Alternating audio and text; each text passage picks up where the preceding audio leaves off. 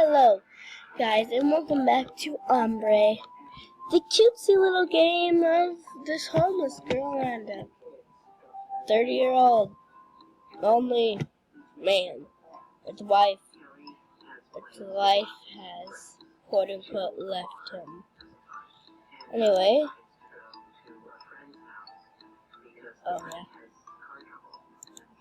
we left off in his wife's favorite room with Ambre.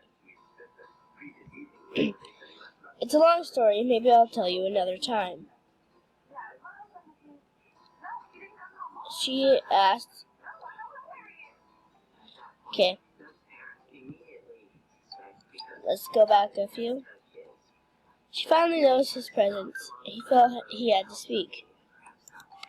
Are you having fun? Yeah, I didn't know there was a bedroom like this in your house.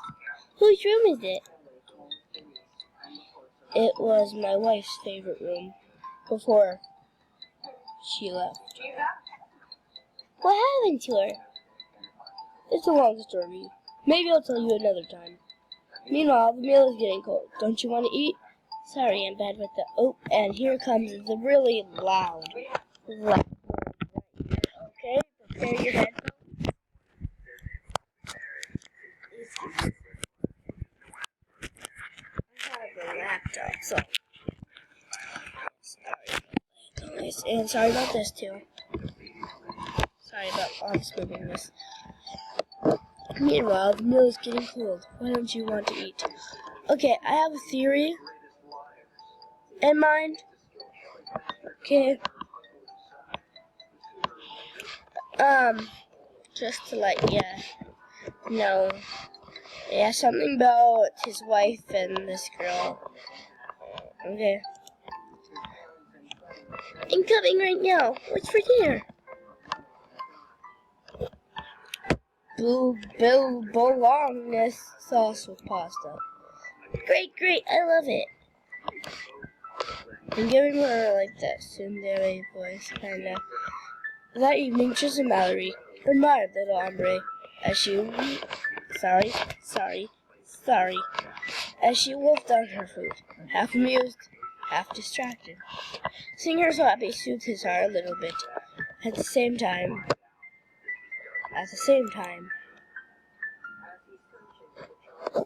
are you tired? The child suddenly asked with a serious air. A little. I worked hard today. She didn't comment further. Still amazed by the princess' bedroom, she revived the topic with starry eyes. Do you like it? Yeah, a lot. I wish I had a similar room. If you want, I'll give it to you. What? My wife left it a long time ago. Her stuff is still inside and I don't use it, so if you like it's yours. You can stay in her room while I'm looking for your parents and what you lost. What do you say? Can I really? But it doesn't belong to me.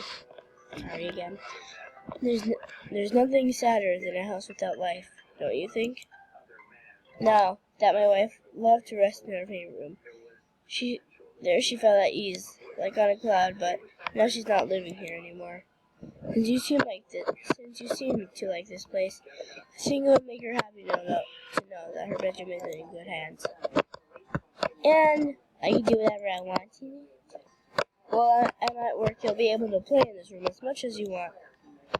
I'll leave you some leftovers for the lunch. You'll only have to heat them up in the microwave, and then in the evening we'll play together if you'd like to. Do I need to go to school? No more school. Only games. Yay! Great then. In front of Ambre's overflowing enthusiasm, Tristan and Mallory couldn't help but smile faintly, almost pitifully. Yes, that's it, he kept telling himself, as if to reassure himself. I'm doing this to keep her around until she remembers who she is, what she lost. Waiting for her to remember. I gotta sneeze. Oh, wow. Waiting for her to remember.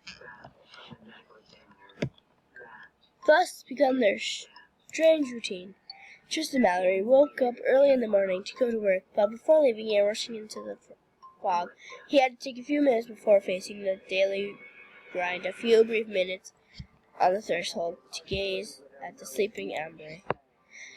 Then he ran away through the streets covered by dead leaves, escaping far away towards the mountains of paperwork, towards the baleful tower, furnished by vast offices, where the slaves, chained to their computers, toiled away for the lord of that place. Well, that's what the little girl thought his working day looked like.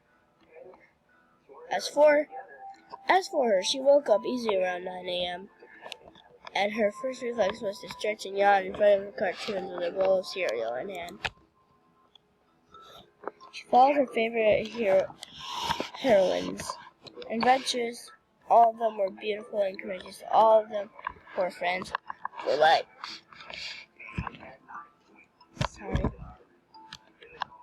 For life princesses with elegant superpowers covered with light effects and flower petals. Rich and beloved, they lived a perfect and inevitable existence, especially the main character, who had a bedroom very similar to Ambre's, was colorful and filled with cute accessories. However, this room was only part of a bigger palace, furnished the same way. How I would like to live in a castle as well. The cute animals as his friends, the heroine hunted the villains, fell into traps, and called for help of her charming prince, and an ideal fantasized man who served her hand and foot. Life seemed easy, full of laughs and adventures. All that was needed to send back in the bad woman to her hiding place in the darkness. After all, she was nasty because she envied the young dazzling girls. Nasty because she was old and delusioned. Ambre would have loved to have magical powers, allowing her to make cute outfits appear, allowing her to have a stable where unicorns slept, allowing her to have a ballroom where she could organize extravagant parties based on beautiful dresses and cupcakes. It was always disappointing for her to see the end of the episode. Of course, there were other programs, but the story with magical jewels was her favorite. When the cartoons ended, she went to fill in her coloring books in her room, daydreaming about being among those heroines. And then at midday, she hid up leftovers that Tristan had left and went back to watching TV. New programs awaited her. Again, she had her favorite one with a little girl owned a puppy that was different from the others. It was a red puppy that could sneak around. It was still very adorable, with its big eyes and comical expressions that made her melt.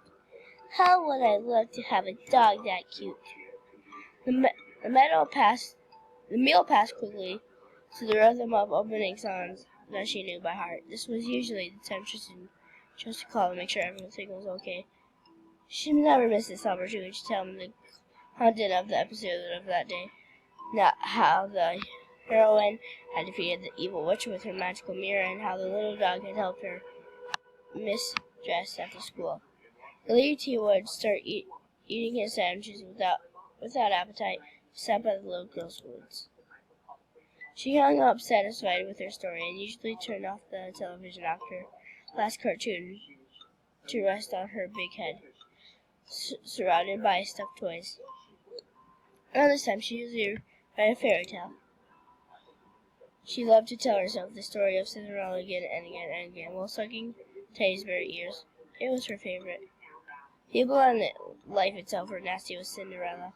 She had to work hard, it was exhausting, and she had to earn her medal, and the nasty, ugly sisters believed themselves superior.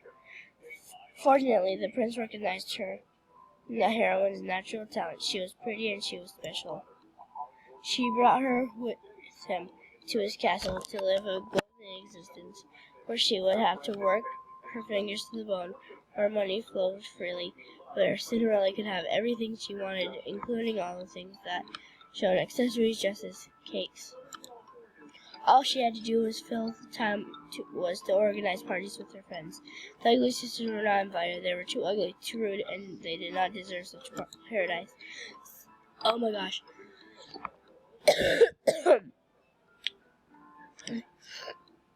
This is hurting my voice so much reading. I am still kind of sick.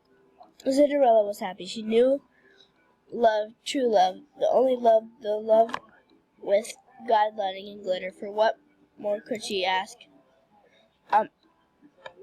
Excuse me.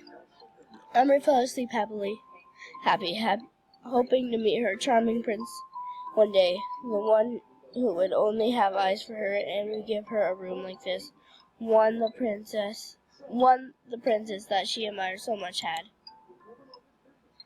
When she opened her eyes, the little girl rushed again into the living room to watch a Disney movie. Depending on her mood, she chose which animals or one with a couple who lived happily ever after, often Snow White or the Little Mermaid. Ambre loved the idea of a glass coffin containing a body which would not grow old despite death, that would remain always young and beautiful, lying in wait to be freed from her prison, for the magical kiss that would change the course of her story. The prince spirited her away from the common hut of those proletarian dwarves who were friendly but so uncouth. I don't know. She also loved the idea of a beautiful and rebellious mermaid swimming through the oceans looking for treasure but sacrificing her freedom for the man in her life, sacrificing the endless to squeeze into the gilded cage she had fantasized about 1,000 times. Beautiful and rebellious mermaid never listened to anyone else, which reminded her of her own condition. She was too sweet, a caprish girl. I don't know words. Sorry again. She lay with these tapes on a loop after day until snack time came, and she stuffed with idyllic images. She dug into the sweets that Tristan bought for her: cupcakes, colorful macaroons, pastries, bread, and Nutella. Of course, there were cartoons at this time as well. It was getting late. She finally pushed the off the button to resume her fantasies elsewhere in her room, wielding her dolls with skill, perfectly tracing the course of her dreams. But the high point of the day was probably when Tristan finally returned from work. She knew he was there from the creaking of the door. She would rush into the living room to greet him, and all joyous, she would throw herself at him, timidly at first, then with more enthusiasm over the weeks. She loved being carried on his shoulders. Just look at this face for a minute. She loved being carried on his shoulders to mimic an airplane and fly through the flat until they crashed on the bed laughing. Playing together was so much fun. I'm gonna have to end this video soon. As friends, she could give life to her characters more easily, her favorites playing Mummy and Daddy. And that face again. Ambre played the role of the mother, always occupied by the well-being of her child. A PVC doll with dead eyes, supposed to be embodied to a adorable baby. She had to wash him, change him. Tristan had the role of the father. He had to read the newspaper in the kitchen while waiting for his wife to cook him a good meal, a role which hardly got him involved, but he was more than satisfied with that.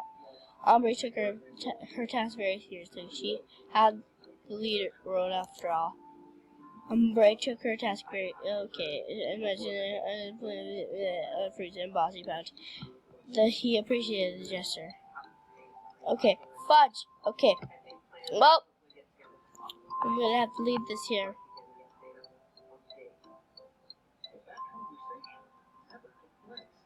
Bye.